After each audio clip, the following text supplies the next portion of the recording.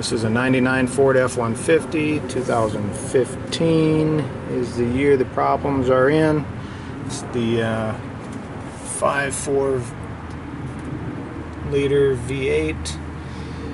I have been having intermittent AC cooling. I have recharged the AC unit and still intermittent cooling.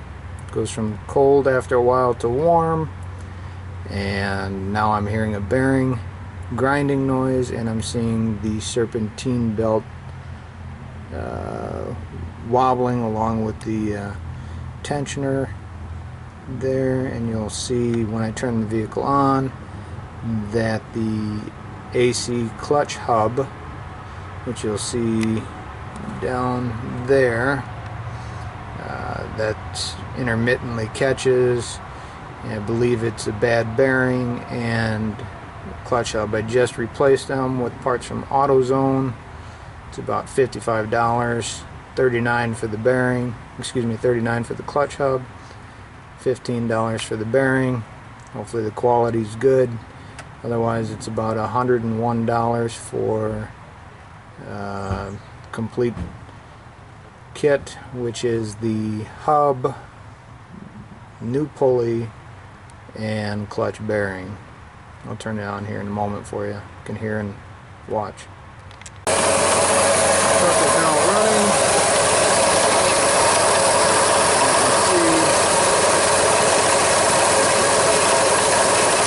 You can definitely hear the bearing. You can see that the clutch is wobbling around. You can see the pulley wobbling around. I'm going to turn it off before I do any more bearing shaft damage. We'll talk about how I'm going to do it.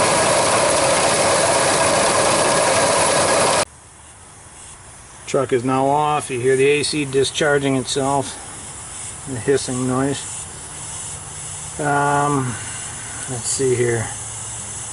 I don't know if you can readily see it, but there's a single bolt right there, if I'm focused properly, that we'll have to undo with the AC engaged, so that it's got the magnetic pull and it doesn't just freewheel on us. But we'll go ahead and take that. It's going to be tight.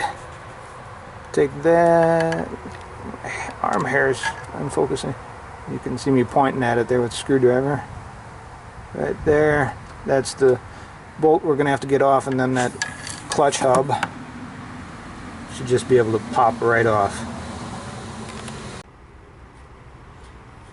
Well, there's the AC compressor, and the clutch hub is on the front. Right there, and as you can see, it's not sitting square. Should be completely round, meeting around. So this is off kilter by half an inch or so, sitting off to the side. I should have just been able to take my wrench with the magnet sucking it in and just pull that face bolt off the front, but it just wants to freewheel.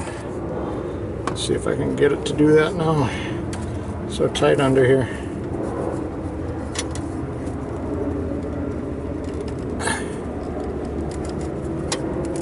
As you can see, it's turning a little bit, real tight. I'm sure that the clutch is wore thin. There's no air gap. Hopefully I didn't have things overheat too bad. But so you can see it wants to pull away from there also.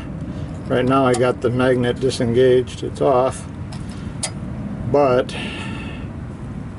now I'm gonna have to wedge a screwdriver in here or something, try and find a way to keep this clutch hub from spinning so I can get that bolt out, because like I said, it just wants to spin around on me when I see. There you go, right there. Wants to spin around on me when try and take the bolt out. Work on that, I'll give you an update. Alright, so as you can see, maybe I got that screwdriver down there wedged in. And then I got my socket, 8mm, on the center bolt right there. And it was just enough pressure by that screwdriver between the face of the pulley and the front clutch hub. Oh, a light just fell. And I was able to turn it. As you can see, I'm from the top side now. Still not much room, but it's turning. Once I get this bolt out, I'll try and get that clutch hub, which is the face of the pulley there. There's a shaft.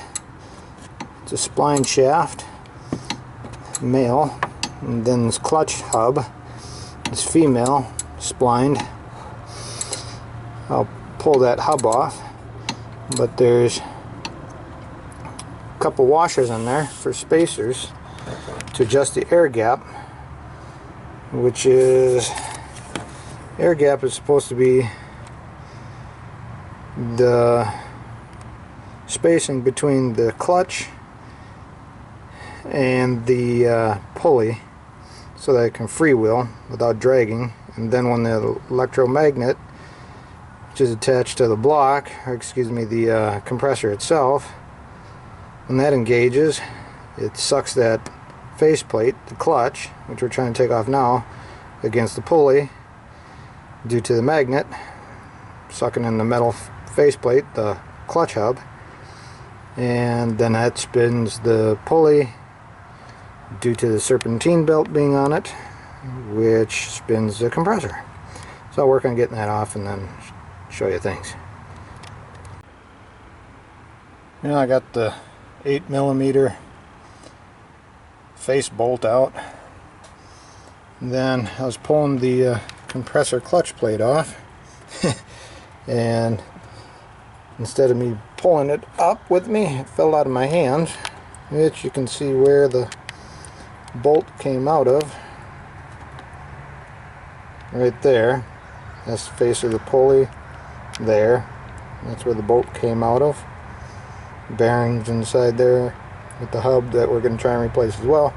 And that's the clutch hub right there. It just fell, and I could hear the something fall. I'm sure it was one of the washers, if not more than one, for the spacing, as I'd mentioned. So I'm going to have to go underneath and look for those. I'm going to try and get that up here. Right now, real tight. We got radiator hose. I'm having to go along through here and grab things. So I'm going to grab that and then we'll talk more. Okay, so I got it out. This is the clutch plate.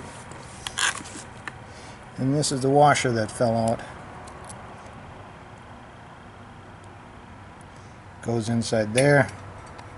Sits down in there and creates the spacing between the pulley and this. There's the front facing bolt which holds this on. As you can see, it should be attached, but due to wear and tear it wasn't, so this is just flopping around. Hopefully the pulley's not too scarred. So yeah, it should be on there and here. And then we're going to replace the bearing. This was $15 at AutoZone.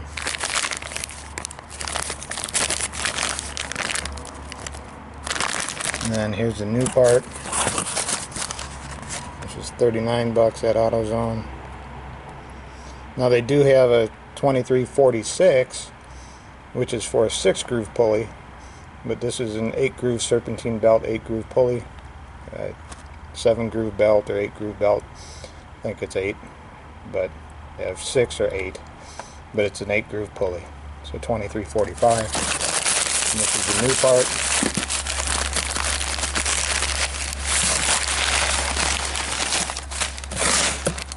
Right here. This is how it should look. It's not like this. Now to get the pulley off, we need snap ring pliers, and it's so tight I picked up this because it comes with the curved one, which I'm sure we will need. Oh, and then those spacers, getting out, just tap. I was thinking there'd be two in there, but I'm only seeing one. I may take a pick and pick around on the inside. That or look around on the ground more. Should have clearance between the pulley and the clutch, 14 to 30. Low side is okay because it's a new clutch. I forgot to mention, and I hope I didn't get the cart before the horse in doing this, but I got to take the belt off the AC pulley. And to do that, just put a half-inch breaker bar or whatever will fit in the face of that tensioner arm, and turn it. It's going to take more than one hand here to do it, and then take the belt off the pulleys, and or a pulley in which to make room to get the belt off, and then we can try and get the pulley off. Talk to you soon. So I had to use a cheater bar on my breaker bar. Turn it clockwise, loosen the pulleys, and loosen the tension off the belt. This here is a bungee cord. So right now I got up to my windshield washer. The reason for the bungee cord is I hooked it on the serpentine belt just to hold a little bit of tension so that I don't lose. Sorry, it's starting to get dark out. So I don't lose where that belt goes completely. Holds a little bit of tension over the other pulleys and allows me enough pull on the extension cord, bungee cord if necessary, to get it off the other pulley.